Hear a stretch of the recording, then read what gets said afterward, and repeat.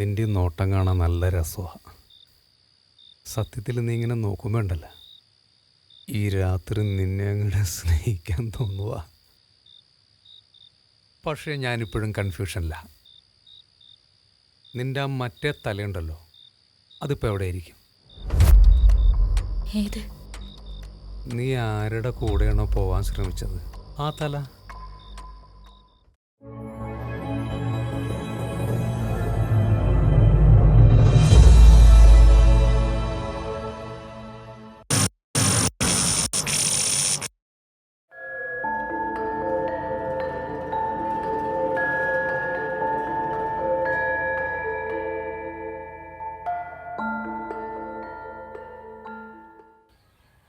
നിനക്ക് എന്താടി പറ്റിയത്? അവനെ കൊന്നിട്ട് പോവാൻ പലതും പ്ലാൻ ചെയ്തതാ നമ്മള്. എന്നിട്ടിപ്പോ അവന്റെ സമൂഹത്തോടെ പോവാനായപ്പോ അവക്ക് അത് പറഞ്ഞ അമ്മയ്ക്ക് മനസ്സിലാവില്ല. ഒരുത്തന്റെ തല വെട്ടി ബോക്സിലാക്കി ഒരു ടെൻഷനും ഇല്ലാതെ വന്ന് കയറി മനോജിനെ അമ്മ കണ്ടതല്ലേ.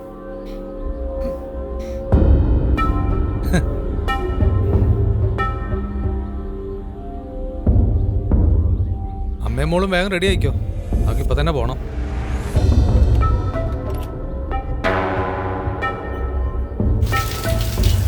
ഗീതു, നിനക്കിനി നല്ല സുഖമായിരിക്കുമല്ലോ. ഈ കോടീശ്വരന്റെ വീട്ടിലേക്കല്ലേ പോണത്? ഒരു കോടീശ്വരനെ കല്യാണം കഴിക്കുന്നതായിരുന്നു നിനക്ക് ആഗ്രഹമെങ്കിൽ പിന്നെ എന്തിനാണ് നീ വെറുതെ ഈ വീട്ടിലേക്ക് നിന്റെ ഭാര്യയായിട്ട് കയറി വന്നത്?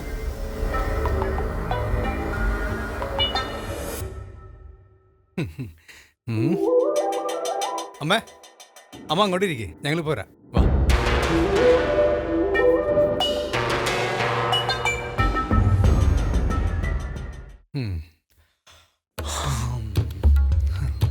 രതീഷിന്റെ വീട് നല്ല വലിയ വീടായിരിക്കും അല്ലേ? നല്ല വില കൂടിയ കാറും. ആട്ടെ, അവന്റെ കാർ ഏതാ? ചോദിച്ചതിന് മറുപടി പറയടി. നീ ആള് കൊള്ളാലോടി. അമ്പടി കള്ളേ, നീ പുളിങ്കമ്പി തന്നെ കയറി പിടിച്ച് അല്ലേ? ആട്ടെ, നിങ്ങൾ രണ്ടുപേരും കൂടി ഒരുമിച്ച് കാറിൽ യാത്ര ചെയ്തിട്ടുണ്ടാ എപ്പോഴെങ്കിലും? ആ മുണ്ടും കെടുതേ. 10 വർഷം ഭർത്താവിൻ്റെ കൂടെ താമസിച്ച ഭാര്യയെ അവളുടെ കാമുകൻ്റെ കൂടെ കൊണ്ടാക്കുന്ന ലോകത്തിൽ ആദ്യ ഭർത്താവ് ഞാനായിരിക്കും. പറയാൻ പറ്റില്ല, വേറെ ആരെങ്കിലുമൊക്കെ ഉണ്ടാവും അല്ലടേ?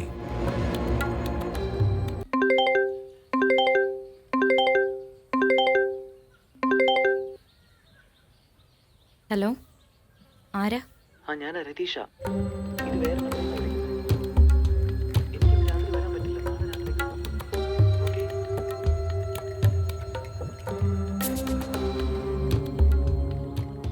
രതീഷ് ഭയങ്കര പേടിയുള്ള ഒരുത്തനാണ്.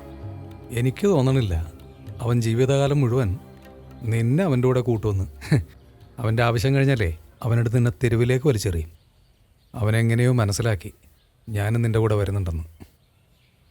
എന്തായാലും അവൻ്റെ സ്വത്ത് നിൻ്റെയും കൂടി പേരിൽ എഴുതി വെച്ചാൽ മാത്രമേ നിന്നെ ഞാൻ അവൻ്റെ കൂടെ ജീവിക്കാൻ സമ്മതിക്കുള്ളൂ. അല്ലാതെ നീ അവൻ്റെ കൂടെ പോകാമെന്ന് വിചാരിക്കണ്ട കേട്ടാ.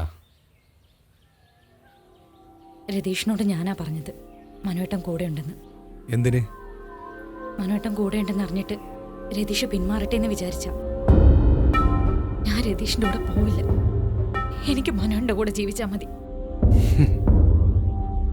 രതീഷിൻ്റെ ഫോട്ടോ ഉണ്ടോ നിൻ്റെ ഫോണിൽ? ഒന്ന് കാണിച്ചേ.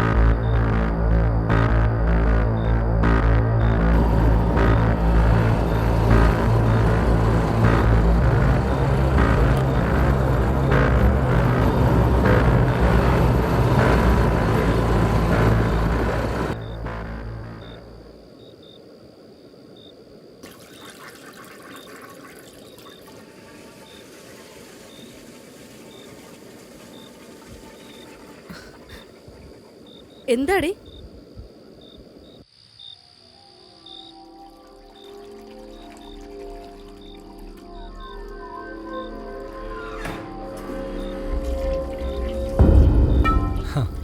നിങ്ങൾ ഉറങ്ങിയില്ലേ?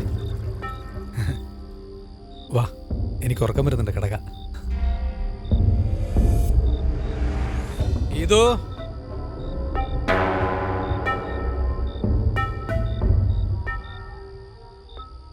നിന്റെ രതീഷ് ഭയങ്കര അഭ്യാസിയാണല്ലോടി. കരാട്ടയോ കുങ്ഫു എന്തൊക്കെയോ പഠിച്ചിട്ടുണ്ട് അയാൾ. ഞാൻ കൂടുതൽ സംസാരിക്കാൻ നിന്നില്ല, ഞാനിങ്ങോട്ട് പോകുന്നതിന് മുമ്പ്.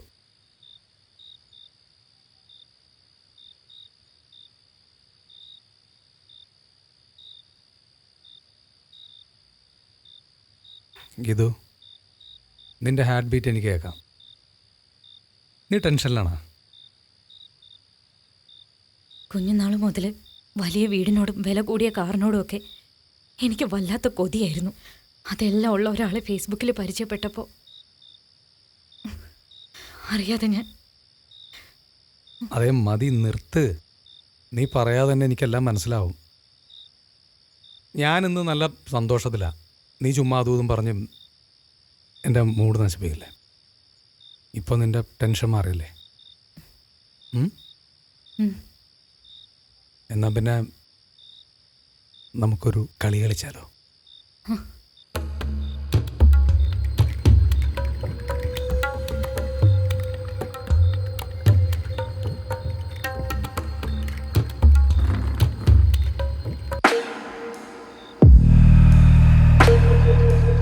ഇതിൻ്റെ ഉള്ളിൽ എന്താണെന്ന് പറയാമെങ്കിൽ നീ ഒരിക്കലും പ്രതീക്ഷിക്കാത്തൊരു സമ്മാനം ഞാൻ നിനക്ക് തരാം.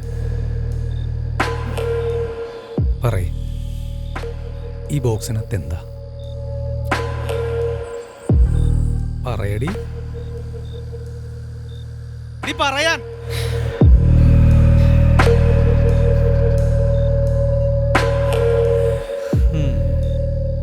തുറന്നു നോക്കടി. എടി തുറന്നു നോക്കാൻ. എടി തുറന്നു നോക്കടി. ഇത് മനുവേട്ടാ, എനിക്ക് പേടിയാ, വേണ്ട. തുറന്നു നോക്കടി. ഇത്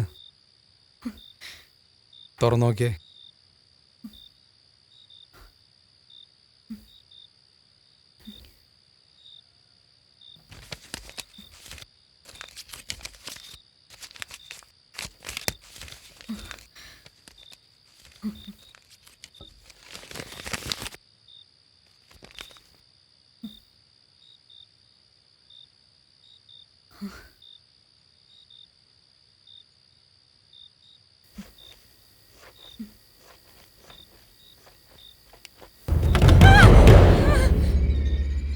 കല്യാണം കഴിച്ച പെണ്ണുങ്ങളുടെ പുറകെ നടക്കണവന്മാരുടെ ഉദ്ദേശം തന്നെ വേറെ ആയിരിക്കും. അതുകൊണ്ടേ ഞാൻ അവൻ്റെ സുന ആപ്ലിക്കേഷൻ ഇങ്ങോട്ട് വെട്ടിയെടുത്തു. എങ്ങനെയുണ്ട്? നീ എവിടെ പോണത്? അവിടെ നിൽക്കടി. നീ എവിടെ ഓടണത്? അവിടെ നിൽക്കടി.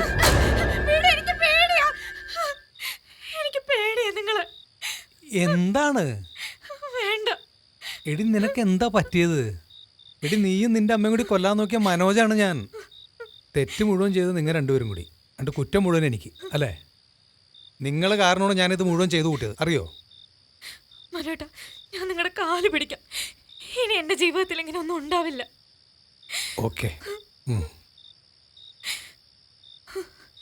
എടി നീയല്ലേ ഉള്ളൂ എനിക്ക്. അതുകൊണ്ടാണ് ഞാനിങ്ങനെയൊക്കെ.